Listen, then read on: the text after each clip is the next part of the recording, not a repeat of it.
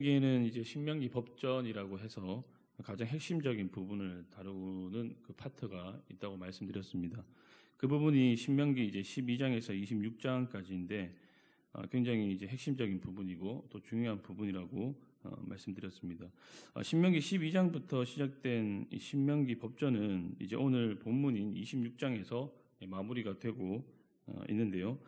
신명기 12장은 이 예배 장소인 성소와 관련된 말씀으로 이렇게 시작을 했는데 신명기 26장 역시 성소, 그러니까 이제 예배와 관련된 이야기로 마무리를 짓고 있는 것을 볼 수 있습니다. 먼저 1절에서 11절까지는 추수의 첫 열매를 여호와께 드리라고 말씀하고 있습니다. 추수의 첫 열매를 하나님께 드리는 것은 하나님이 백성에게 땅의 풍요로움을 주는 분이라는 것을 인정하고 고백하는 행위입니다. 그리고 첫 열매를 드린다는 것은 나머지 모든 열매들도 하나님의 것이다라는 것을 고백하는 믿음의 고백인 것이죠. 특이한 것은 이제 예물을 드리는 사람이 단순히 예물만 드리지 않고 보시면 이제 기도와 고백을 함께 드리고 있다라는 점입니다. 5절에서 10절을 보시면 그 내용이 잘 나와 있는데 예물을 드리는 사람은 이 5절에서 10절에 나오는 이 기도문으로 기도를 하면서 예물을 드려야 했습니다. 기도문을 요약하면 이렇습니다. 첫째는 원래 자신들의 조상들은 땅 한 평 없는 방랑하던 소수의 아람 사람이었는데 이제 하나님이 크고 강한 민족이 되게 하셨다라는 것이고, 둘째는 이집트에서 고통당하던 자신들에게 하나님께서 자유와 해방을 주셨다는 것. 그리고 마지막 세 번째는 하나님이 자신들에게 가나안 땅을 선물로 주셨다는 것입니다. 그리고 그 가나안 땅에서 수확하여 하나님 앞에 가져온 이 곡식과 열매들 역시 하나님이 주신 것이다라는 것이죠. 그러니까 이 기도문은 과거를 회상을 하면서 하나님이 베푸신 그 은혜를 기념하며 감사하는 그런 기도문으로 보시면 될 것 같습니다. 여기 나오는 예배자의 기도와 고백뿐 아니라 1절에서 11절 전체에 걸쳐서 하나님이 이스라엘 백성들에게 주셨다라는 동사가 무려 6번이나 나오고 있습니다. 크고 강한 민족이 되게 하신 것, 그리고 이집트로부터의 해방과 자유, 가나안 땅을 주심, 그리고 그 땅에서 곡식과 열매를 주신 것. 그러니까 하나부터 열까지 모두가 다 하나님의 은혜요, 또 하나님이 주신 선물이라는 것이죠.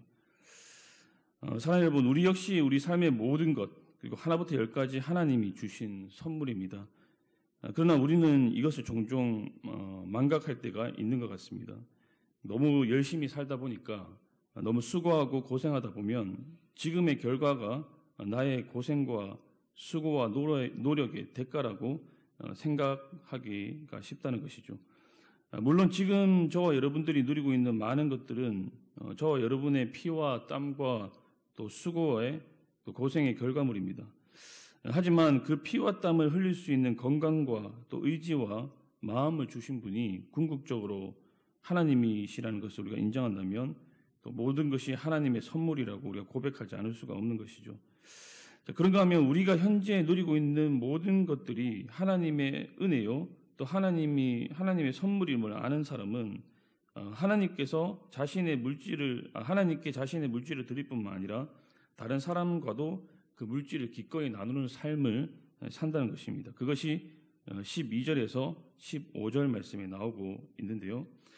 여기 보시면 이제 하나님은 3년째 되는 해마다 11조를 중앙 성소에 내지 말고 각자가 사는 곳에서 이 레위 사람들과 또 고아와 과부 같은 사회적으로 또 경제적으로 약한 사람들을 위해 사용하라고 말씀을 하고 있습니다.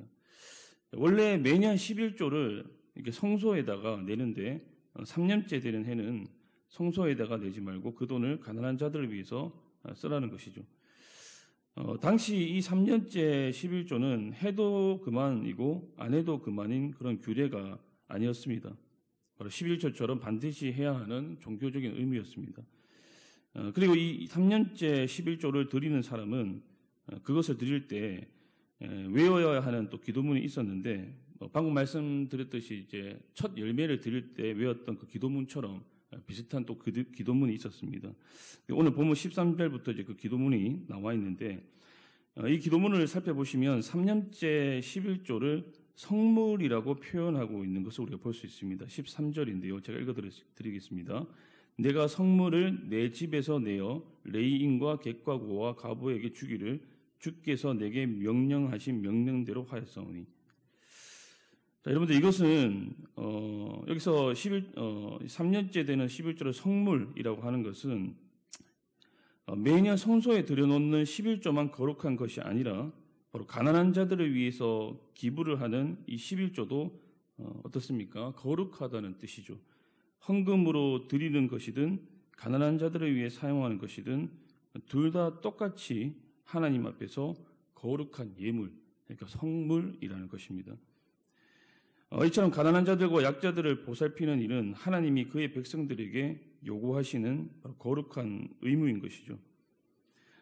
성경은 사람이 아무리 신앙이 깊고 종교적 열심을 가지고 있다고 해도 가난한 자들을 돌보지 않는다면 그 사람의 모든 열정과 신앙은 무의미하다는 것을 강조하고 있습니다.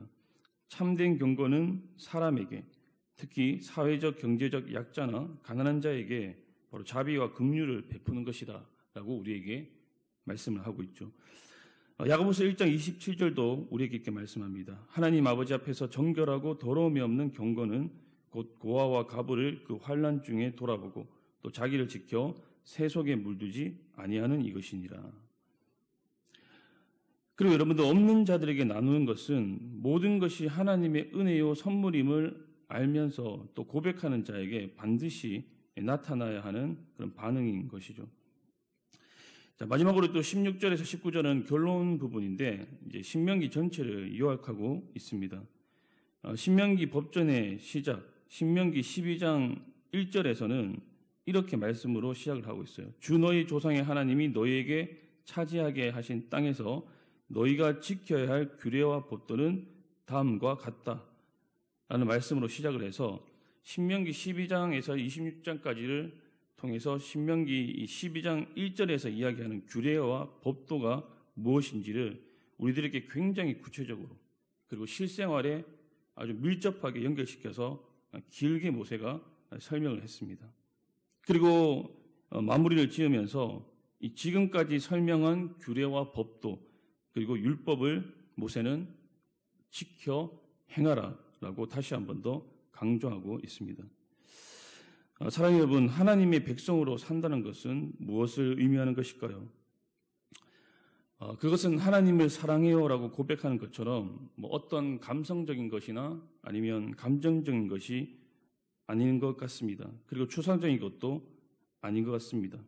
그것은 일상과 현실에 뿌리 박은 영성으로서 우리의 삶과 밀접하게 닿아 있는 그 일상과 현실에서 그리고 우리가 발을 딛고 살아가는 삶의 그 한복판에서 하나님의 뜻과 말씀을 실제적으로 살아내기 위해 고군분투하는 것이라고 생각합니다. 하나님의 말씀 앞에 매일 자신을 꺾고 자신의 자아와 욕심을 주경하는 몸부림과 애씀이 있는 지루하고 고된 싸움이라는 것이죠. 그러나 여러분, 너무나 감사한 것은 하나님은 우리에게 이 지루하고 고된 싸움을 혼자만 치르도록 하지 않으셨다는 것입니다. 여러분들, 구약의 이스라엘 백성들에게는 그냥 명령을 지켜 행하라 라고만 말씀하셨습니다. 그들에게 하나님께서 성령을 보내주지 않으셨죠. 그래서 그들은 모두 실패했습니다. 하지만 신약의 우리들에게는 지키라는 명령과 함께 바로 성령을 보내주셔서 우리의 하루하루 매일매일 이루어지는 말씀을 지켜내기 위한 이 지루하고 고된 싸움에서 승리하고 성공할 수 있도록 해주셨습니다. 저와 여러분들이 발을 딛고 살아가는 이 삶의 한복판에서 거룩한 백성으로 살아갈 수 있도록 오늘도 이 새벽에 우리에게 주신 그 성령님께 은혜를 구하는 시간이 되었으면 좋겠습니다. 하나님, 오늘도 우리를 성령으로 충만하게 해주시고 우리의 생각과 마음을 성령으로 다스려 주셔서 거룩히 살아갈 힘과 용기를 주시고 주님의 백성답게 이 하루를 살게 하여 주시옵소서. 그런 기도가 오늘 이 새벽에 저와 여러분들이 드리는 기도가 되었으면 좋겠습니다. 오늘도 하늘로부터 주어지는 힘을 공급받아서 우리가 일상을 살아가는 그 현실의 한복판에서 거룩한 하나님의 백성으로 살아내는 은혜가 저와 여러분들에게 있기를 주님의 이름으로 간절히 축복합니다.